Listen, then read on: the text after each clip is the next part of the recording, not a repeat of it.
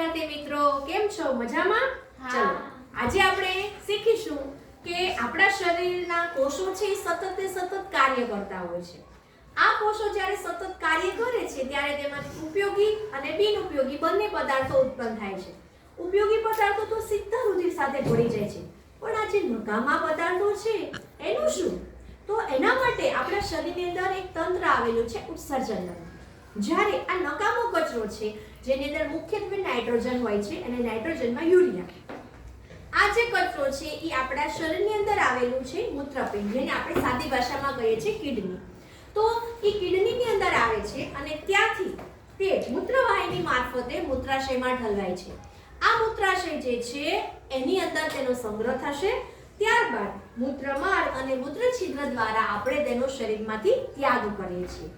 તમને એવો વિચાર આવતો હશે કે આ નકામા કચરાનો ત્યાગ થવો શા માટે જરૂરી છે?